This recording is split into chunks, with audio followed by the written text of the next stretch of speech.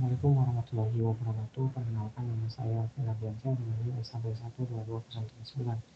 Pada video kali ini saya akan menjelaskan mengenai cara melihat dataset pada skala dan cara memvisualisasikannya.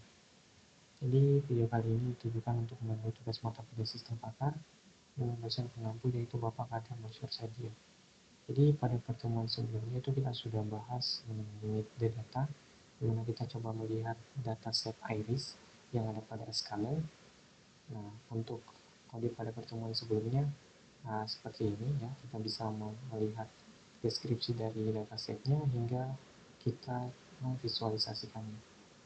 Oke, dan sekarang kita akan melakukan perlakuan yang sama tetapi dengan dataset yang berbeda, yaitu di sini saya menggunakan dataset dataset wine, dataset wine. Yang sebelumnya dataset iris. Oke, jadi langsung saja.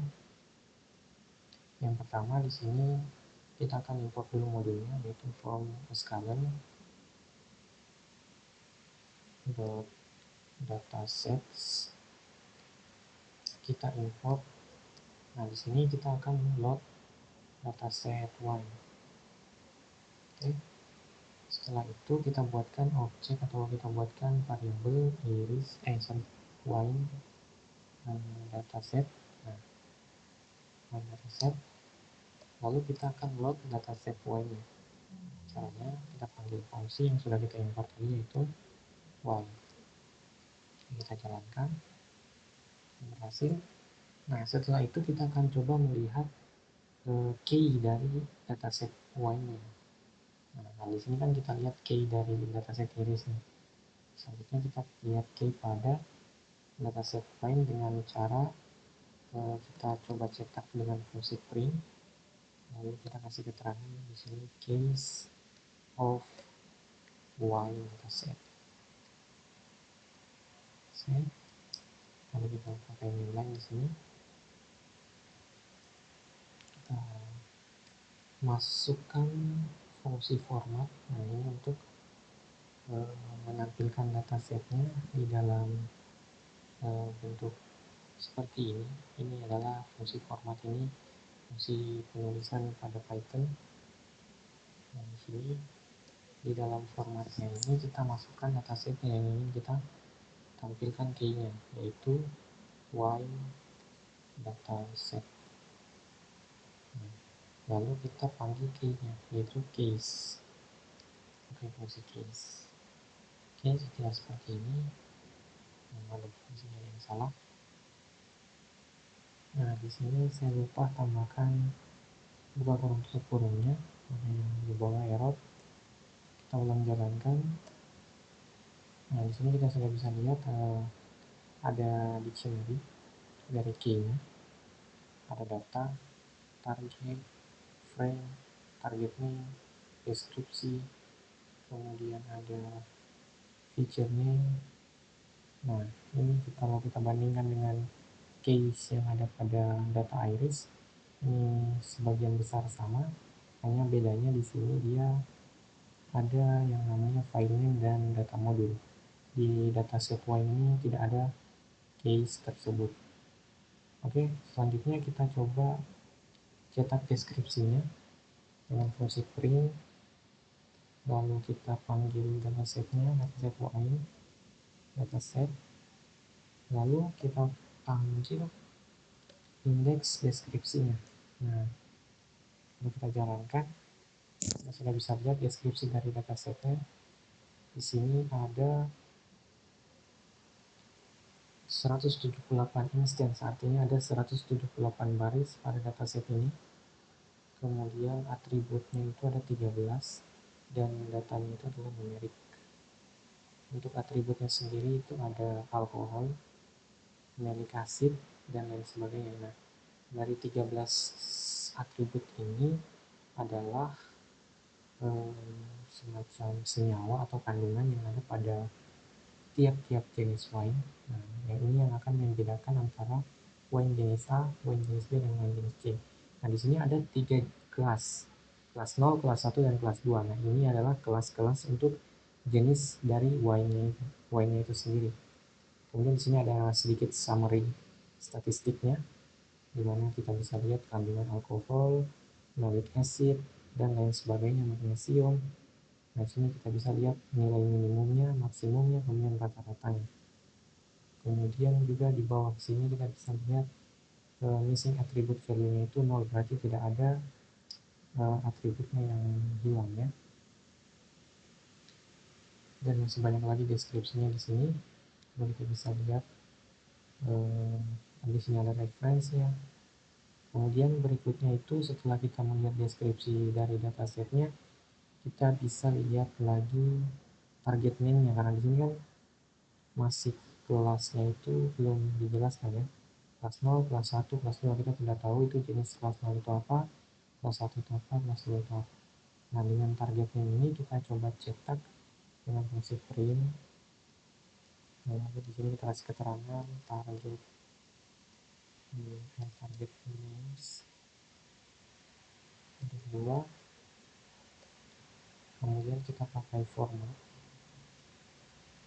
yang di dalamnya kita panggil dataset kita yaitu y dataset, dan karena kita mau lihat target names-nya maka nilai indeks yang kita masukkan untuk dilihat itu adalah target name.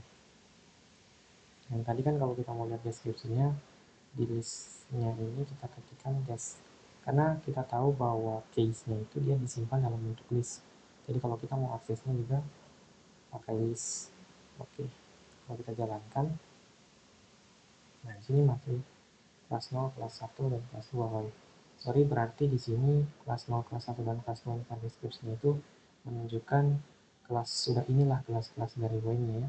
Berbeda dengan pada iris data site itu, kita bisa lihat di sini kelasnya itu sudah ada namanya ya, iris setosa, iris versicolor, dan iris virginica ya. Saya salah tadi, harusnya inilah kelas-kelas dari dataset Y-nya dari kelas 0 sampai kelas 2. Berikutnya di sini kita lihat lagi. Nah, kalau ini sama ya, sama-sama mencetak target name-nya, hanya bedanya dia di sini langsung, yang ini pakai format. Kemudian kita lihat feature name-nya, kita lihat fitur name. Kalau yang tadi targetnya itu kelas-kelasnya, kalau fiturnya itu berarti atributnya. Kita coba cetak feature name, bisa kasih keterangan feature name. Oke, lalu buat format kita pakai fungsi formatnya Python. Untuk menggabungkan keterangan sama nilainya, keterangan sama value nya, kita pakai format. Lalu kita ketikkan my dataset, lalu kita akses lagi indeks feature name, feature names. Oke, lalu kita jalankan. Nah, di sini kita bisa lihat ya fitur-fiturnya ada 13 harusnya ini. Kalau kita hitung alkohol, malic acid, ASH, kemudian ada alkalinity of S, kemudian magnesium, total phenols, flavonoid, non-flavonoid phenol, protocyanins, kemudian ada color intensity, hue, dan seterusnya. Pokoknya ini ada 13 atribut. Nah, sesuai dari deskripsi yang tadi ya, kita tahunya dari sini, dari deskripsi ini. Ada 13 atribut. Jadi kalau kita panggil feature name-nya harusnya itu keluar adalah 13. Kemudian kalau kita sudah lihat feature-nya, kemudian kita lihat lagi tipe datanya. Nah, tipe datanya ini apa? Kita ketikkan lagi print type of data. Oke, masih kita pakai format. Nah, di sini kita pakai fungsi type. Ini fungsi bawaan Python untuk melihat tipe data dari suatu variabel, suatu objek. Di sini y dataset, lalu kita masukkan biasanya itu data, karena di sini kan tadi di di case itu kan ada data. Kita mau lihat ini tipe datanya itu apa. Jadi kita panggil data. Nah, kita lihat, nah di sini kita bisa lihat tipe datanya itu adalah nanti NDRI. Sama juga dengan iris dataset. Berikutnya kita mau lihat shape of data atau ukuran datanya itu berapa. Kalau di data iris kan ada 150 baris dengan 4 kolomnya atribut. Kalau di Y ini kita lihat dulu berapa datanya, berapa ukuran datanya. Nah di sini kita ketikkan shape of data, format Y dataset, kita panggil datanya seperti ini. Tapi karena kita mau lihat ukurannya, kita pakai fungsi shape. Kita jalankan. Nah di sini ada 178 data dengan 13 kolom, 178 baris dengan 13 kolom sesuai dengan deskripsinya. Di sini ada instance 178 dan atribut 13. Oke, berikutnya kita akan menampilkan 5 data pertama ya. 5 data pertama di sini kita coba tampilkan first 5 column of data. Lalu kita pakai nilai di sini. Dot format pakai Y dataset data.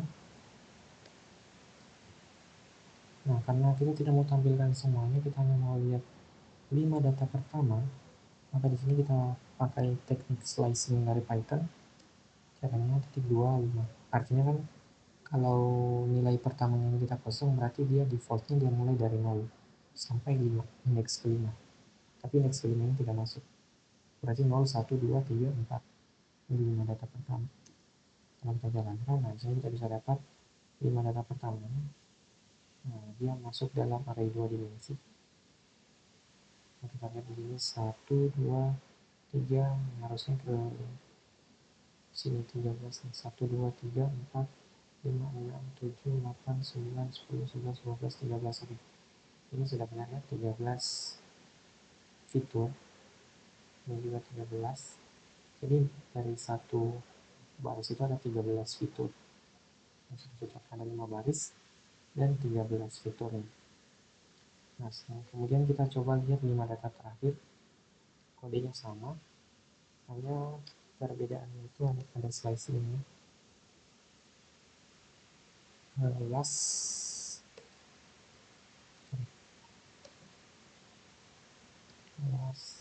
5 column of data. Kita lihat 5 data terakhir. Kita pakai format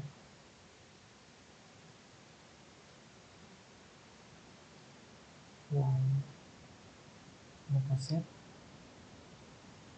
Nah di sini karena kita mau 5 data terakhir, kita masukkan awalannya adalah relatif 5, artinya kita mulai dari 5 terbawah sampai habis. Nah, makanya di sini dikosongkan sampai habis. Kalau kita jalankan, nah ini adalah nilai dari 5 nilai terbawah dari Y dataset.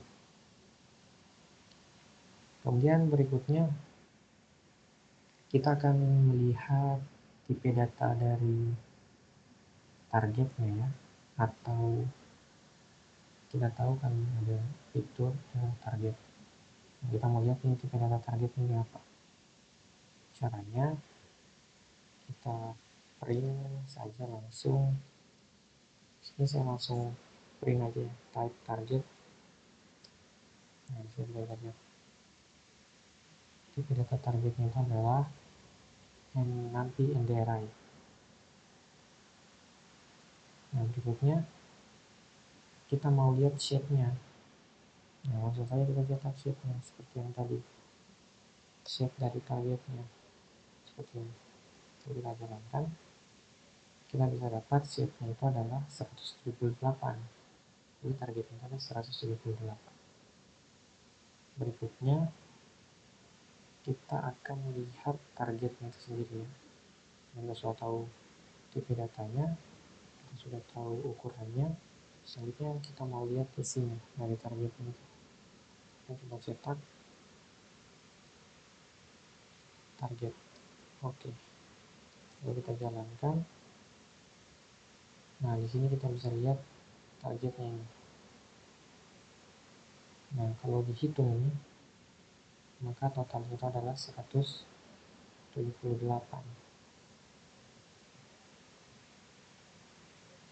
Nah, dan di sini nih ada kelasnya, dari kelas 0, kelas 1 sampai kelas 2 ini tersusun rapi. Berikutnya kita akan coba lakukan split atau pembagian data ya, dimana ada data latih dan data uji. Nah, seperti ini pada data iris kita sudah pernah lakukan split. Selanjutnya pada data lain kita mau lakukan split juga. Caranya sama, kita panggil model escalonnya dulu. Escalon.model selection kita import time test split, import modul time test split. Nah, perlu diketahui di sini kita akan bagi datanya itu menjadi data latih dan data uji. Data latih itu kita kasih nama train dan data uji itu kita kasih nama test. Nah, karena kita punya dua bagian, yaitu bagian atribut sama targetnya. Jadi untuk atributnya itu kita kasih nama X, atau untuk datanya itu X, dan untuk targetnya itu adalah Y, atau labelnya itu Y. Jadi kalau yang X itu kita kasih X besar untuk data, berarti X train, artinya data latih, kemudian X test, ini untuk data ujinya, lalu ada Y train, ini untuk label atau target pada data latih, dan ada Y test. Oke, nah sama dengan kita panggil fungsi train test splitnya, train test split. Nah, lalu kita masukkan dataset kita, yaitu dataset Y dataset. Nah, ini kan. Lalu kita masukkan datanya seperti ini. Oke, setelah itu kita masukkan juga targetnya atau untuk labelnya, yaitu Y dataset target. Nah, di sini random state-nya ini nilainya 0. Nah, random state ini dia gunanya untuk membuat pengacakan atau splitnya itu tetap konsisten. Jadi kalau kita kasih nilai 0 berarti dia mulainya juga dari 0 kalau dia mau mengacak datanya atau mau split datanya. Tapi kalau misalnya random state-nya 0 kemudian kita running, terus berikutnya random state-nya lagi kita ganti nilainya 1, nanti hasilnya akan berbeda. Jadi kalau kita pakai random state ini akan membuat hasil dari pembagian datanya kita itu konsisten. Kita coba jalankan. Oke, sudah berhasil. Nah, ini belum muncul apa-apa karena kita belum panggil, tapi nilainya ini sudah ada, X-train ini sudah ada, X-test, Y-train dan Y-testnya ini sudah ada. Yang kita belum tampilkan. Nah, sekarang kita mau cetak nilainya, kita mau lihat print X-train shape dan Y-train shape-nya, atau data latih dan target pada data latih. Kalau kita lihat, hasilnya adalah 133 dengan 13 atribut, ada 133 baris. Kemudian untuk targetnya juga ada 133. Kita lihat selanjutnya kita mau tampilkan yang data ujinya. Kita cetak saja di sini X-test-nya di sini. Oke, nah di sini ada X-test dan Y-test-nya. Berarti kalau 113 berarti sisanya adalah 45. Karena di sini kita pada pembagiannya itu, pada splitnya itu kita tidak tentukan, jadi pembagiannya itu otomatis dilakukan oleh si modul train test splitnya yang nilai default pembagiannya itu adalah 75% data latih dan 25% data uji. Jadi 75% dari total shape-nya ini 178 adalah 133 dan 25% itu adalah 45. Kemudian berikutnya kita akan coba melakukan visualisasi untuk melihat datanya ya. Caranya yang pertama, jadi mungkin saya akan import pandasnya dulu ya. Jadi kita butuhkan dia nanti untuk membuat data frame SPD. Lalu di sini kita akan panggil from pandas.plotting. Kita import scatter matrix, karena ini kita mau pakai scatter matrix. Lalu kita sebenarnya matplotlib ini kemarin tahu. Kita lihat di sini di datanya adalah dia sebenarnya tidak pakai matplotlib, dia hanya pakai mari. Nah dia ini hanya pakai pandas. Nah kita mau ambil scatter matrix dari pandas. Nah untuk memvisualisasikan ini ya, harusnya kita langsung saja, tapi tidak apa-apa, kita coba masukkan y datasetnya, kita buat dia di dalam data frame ya, untuk memudahkan kita untuk melakukan visualisasi. Data frame yang kita masukkan di data frame itu adalah data latihnya, kalau ekstremnya. Kemudian kolomnya, nah di sini kita pakai data dari y dataset dengan fitur name-nya. Oke, setelah itu kita akan buat scatter matrixnya.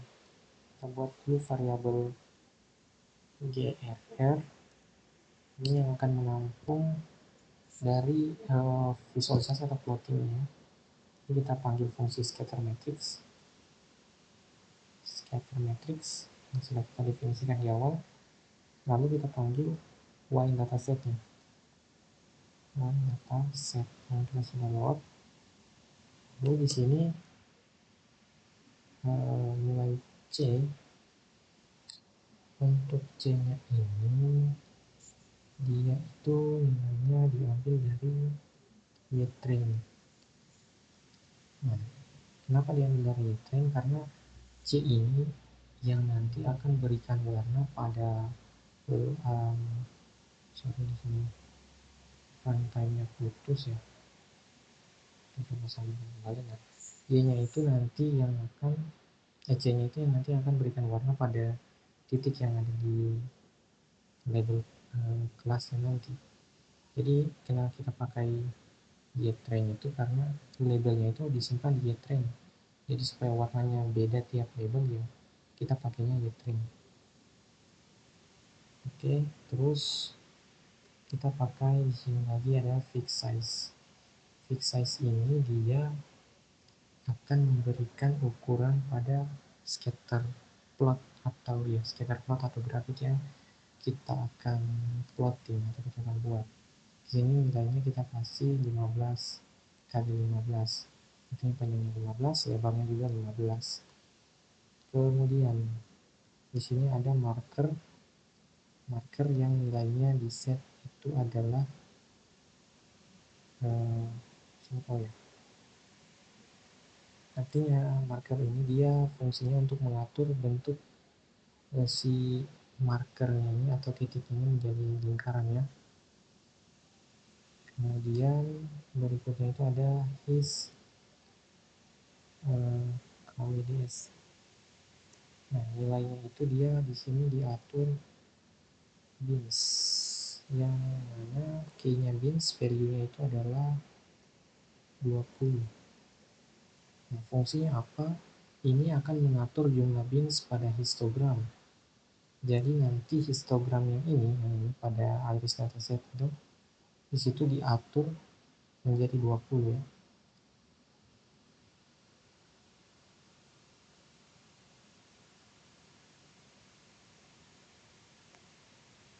Nah, kalau kita hitung di sini, di sini ada 20 ini. 1, 2, 3, 4, 5, 6, 7, 8, 9, 10, 11, 12, 13, 14, 15, 16, 17, 18, 19, 20. Inilah yang mengatur jumlah histogram pakai fungsi ini. Oke, berikutnya selain itu juga nilai S di sini. S-nya yang di set nilainya itu adalah 60. 60 nilainya. Nah, artinya apa sih hasilnya 60? Dia ini akan mengatur ukuran dari marker atau titiknya itu. Jadi nanti ukurannya sebesar 60. Kemudian di sini juga ada alpha yang nilainya kita set titik 8 atau 0,8, karena nilai alpha itu dia dari rentang 0 hingga 1, yang kalau nilainya 1 itu berarti apa ya, opak istilahnya di sini.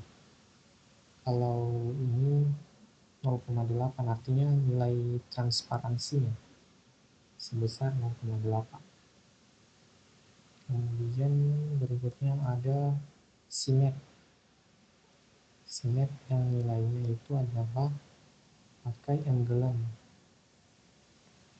Pada pertemuan sebelumnya kita sudah bahas ini modul Engelen. Oke. Nah, dia gunanya apa? Dia ini akan menentukan skema warna atau color map pada plotting yang akan kita buat dengan menggunakan library Engelen. Oke. Jadi nanti dia akan berikan warna berdasarkan label pada kelas-kelasnya. Karena kita punya 3 kelas, nanti tiap kelas itu memiliki warna yang berbeda-beda. Oke, ini sudah kita buat untuk fungsi plottingnya. Berikutnya kita coba jalankan. Kalau misalnya ada yang error, nah di sini error ya. Karena apa? Karena tadi rantainya terputus, jadi kita harus jalankan ulang. Kita tunggu. Nah, di sini katanya Engelen itu tidak didefinisikan, makanya di sini kita harus import dia. Import Engelen. Kita lihat kalau misalnya masih error lagi. Nah, di sini tidak ada modul yang namanya Engelen. Nah, saya coba ganti ya. Saya import matplotlib dulu, lalu saya import Engelen. Kita jalankan, masih sama, error. Berarti Engelen ini belum terinstall ya. Kita coba install dulu. Kalau di sini pakai tanda seru, pip install tanda seru, pip install Engelen. Nah, sini kita coba install dulu karena tidak terbaca modulnya. Lalu kita coba jalankan ulang. Sini katanya data frame has no attribute feature name. Feature name. Frame filenya yang dataset feature names. Harusnya bisa ya. Kenapa tadi si feature name ini tidak terbaca? Karena pada saat pembagian ini, pembagian split data training dataset ini, tadi tidak terbaca si extends yang seterusnya ini, karena tadi sempat terputus rantainya. Jadi kalau saya running ulang ini, nah di sini kan error nih, katanya datanya tidak ada. Padahal tadi kan kita sudah lihat di sini di fiturnya ini ada case data. Makanya kita coba running ulang dari atas. Kita makin ini. Nah, di sini kita sudah bisa lihat ya, kita berhasil. Nah, yang error tadi ini kan katanya datanya tidak terbaca. Kalau kita jalankan ulang, nah sudah tidak error. Karena tadi masalah runtime ya, karena kita pakainya Google Colab. Sedangkan di sini tadi kita pakainya VS Code, jadi berbeda ya. Makanya tadi runtime terputus, jadi agak mengganggu. Sorry. Nah, berikutnya kita lihat pembagian aksesnya. Ini install Angular-nya. Lalu yang ini kita akan plotting, kita visualisasi. Harusnya ini berhasil ya, dan tampil visualisasinya. Saya lebarkan layarnya. Kita tunggu, karena dia harus load dulu data frame-nya. Lalu dari data frame itu dia akan plotting satu-satu. Jadi agak memakan waktu yang lama. Nah, ini sudah tampil visualisasinya. Ya, karena kita punya ada 13 fitur ya, jadi 1, 2, 3, 4, 5, 6, 7, 8, 9, 10, 11, 12, 13. Ada 13 kali 13 ukuran ininya, plotnya. Kemudian yang diagonal ini 1.1, 2.2, dan seterusnya ini akan menggambarkan histogramnya ya, atau sebaran dari plotnya. Kemudian kalau kita lihat dari visualisasinya ini, kita sudah bisa melihat ya mana yang sebarannya itu bagus, atau apa ya, pembagian kelas-kelasnya itu benar-benar terpisah. Misal seperti ini ya, ini sudah mulai bagus nih, terpisah hijau, ungu, sama merahnya. Kemudian juga berikutnya itu kita bisa lihat nah di sini juga sudah bagus, terpisah dengan baik. Ini agak jelek ya. Kemudian lagi misal yang ini sudah bagus juga, cuma di sini ada beberapa warna ungu yang menyatu ya. Nah, ini juga bagus di titik ini. Nah, kurang lebih seperti itu tampilan dari visualisasi dari dataset wine. Kita sudah berhasil membaca datanya dan bisa memvisualisasikannya. Saya kira itu saja yang bisa saya praktekkan pada video kali ini. Jika ada salah-salah kata, mohon dimaafkan. Saya tutup dengan ucapan wabillahi taufiq wal hidayah. Wassalamualaikum warahmatullahi wabarakatuh.